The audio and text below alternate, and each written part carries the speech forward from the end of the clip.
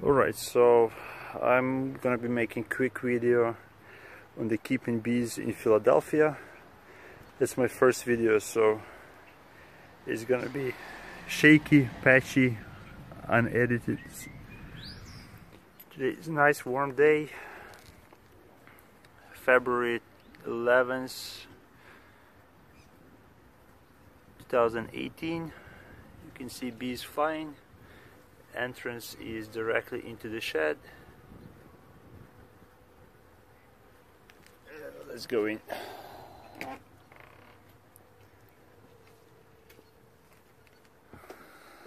Shed as usual, everything is filled up. So I have two hives. One is on the right, insulated, and one is on the left.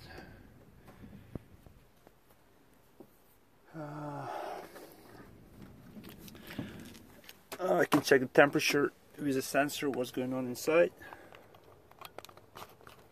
So this one is 78, almost 79 Fahrenheit. Outside today is 50. Okay, let's check this guy.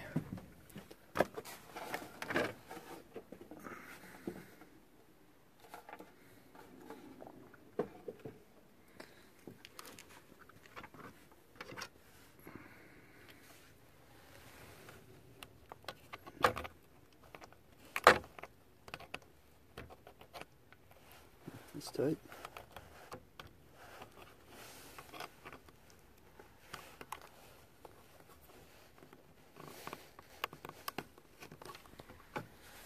And this one is 75.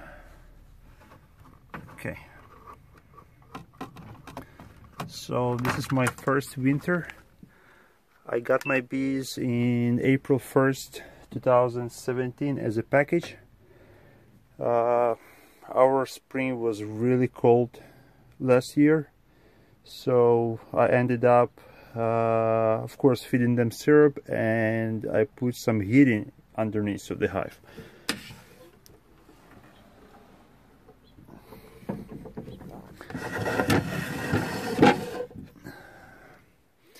Since they build up really good, I had originally them one here, one on this side.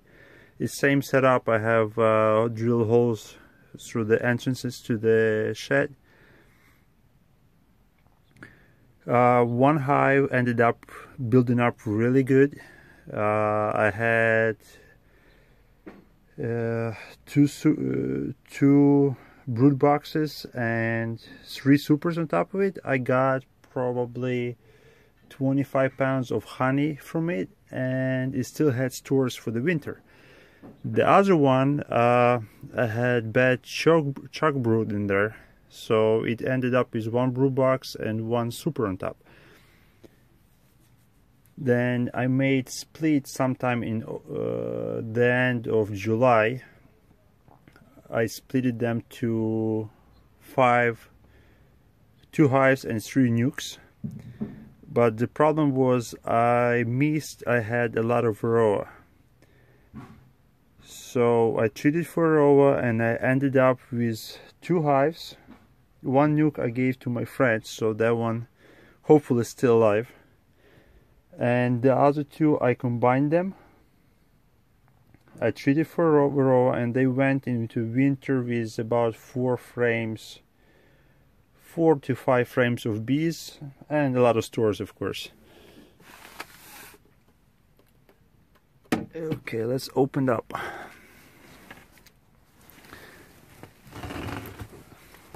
Since I'm in Philadelphia, the reason I keep them in the shed is because I don't have much room to put them outside. As well, I'm worried about how people react to this, so they don't see the bees in like hives outside. I'm not worried they're gonna vandalize them or anything else gonna happen.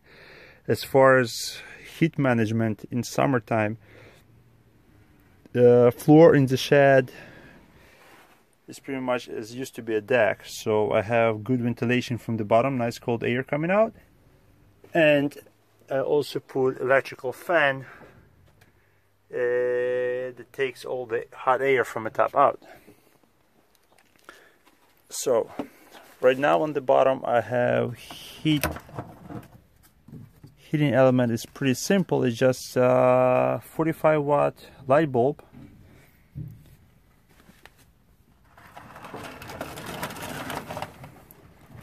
Mine is a screened bottom, so I put light bulb covered into the turkey tray. Nice and warm, nothing is burning.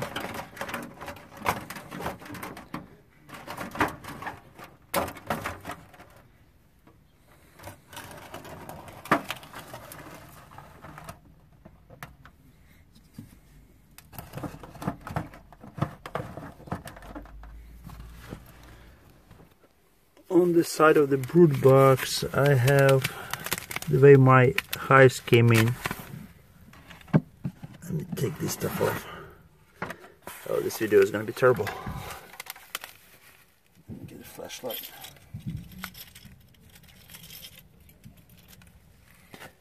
Okay, that's a comb. Not a sign of the bees, because no, I have to checking out what's going on.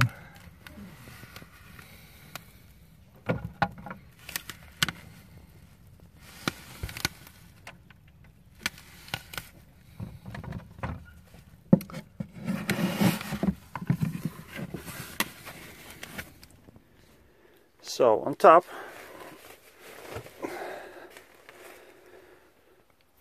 I have some insulation. Let me put the flashlight somewhere.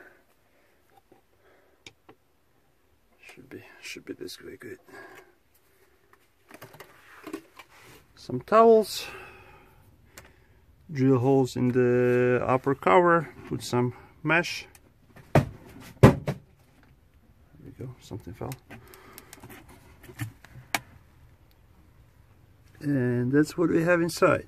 We have a box, empty one. I keep a feeder.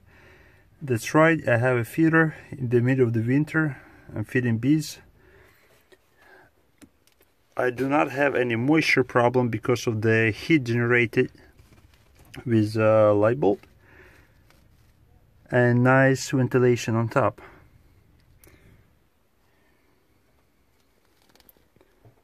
So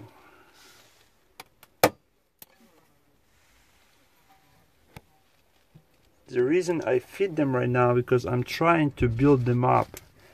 I'm trying to repeat my success from the last year when springtime on the April when I got them. Usually, I mean normally if without heat and without food the way I was feeding them, and I was feeding syrup, like 1 part of sugar and 1.5 probably part of the water. There was really thin syrup. By then I didn't know we have to weight it. I just put the part by part. But bees build up really good back then, so I'm trying to do pretty much the same thing. I'm gonna be feeding them 1-to-1 part of sugar to water.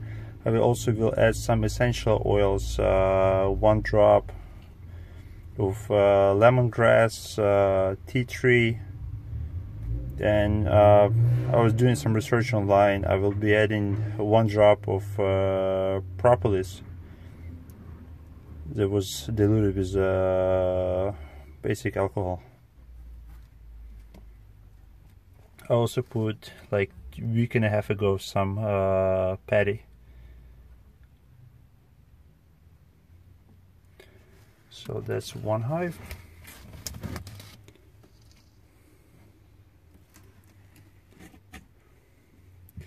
And those are not original queens. The queens I got with packages. One of them swarmed from a split, and the other one I gave away with my friend, pretty much, to my friend.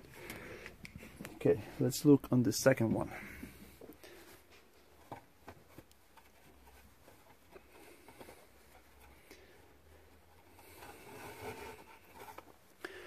And pretty much the main reason I'm trying to make this video is just because I didn't find any information how to keep bees in the shed. So pretty much all this was trial and error. And another thing, pretty much I had to make my own bottom boards because of the level and connection to the entrance outside of the shed. Probably later on I'll make a more detailed video on this.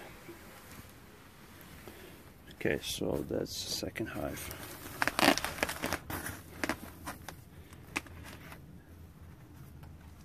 And another thing, I'm using heat as a heater, which is again a lot of interesting comments on this thing.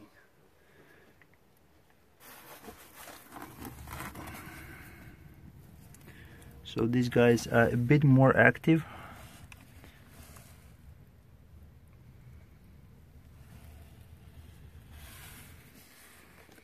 Okay, they finished that feeder, and this guy I have to change design because I was experimenting with two different designs on the jar Elite. Pretty much I was trying this guy, which is essentially a 3/8 metal piping which is soldered into the cap, and this thing is always leaking. So I'm gonna be, I don't know, we'll try either to reduce the hole or get rid of this design whatsoever and just stick with a regular perforated cap.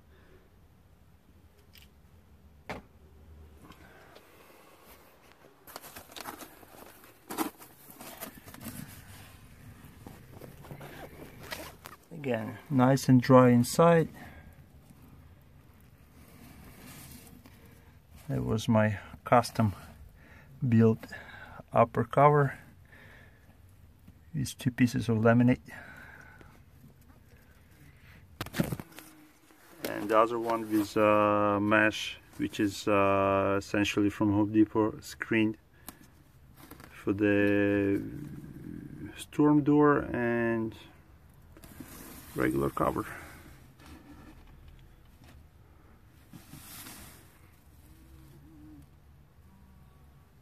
So we'll see. I'll try to make another video, I don't know when, with springtime to see how much they build up and how successful this was, just for comparison. I don't think they would make it without heat and without probably extra food to stimulate brood rearing. The reason for that, because I went into winter with small amount of bees and I treated for varroa pretty much in the end of August, which is a bit too late with heavy load. And what varroa does, they reduce the lifespan of wintering bees. They just end up with very little bees in springtime to make it. So we'll see how that is gonna fare. Alright, that's my 5 cents. Thank you. And sorry for the quality of the video, it's my first try. I will try next time, if we'll have next time, to do a lot better. Thank you.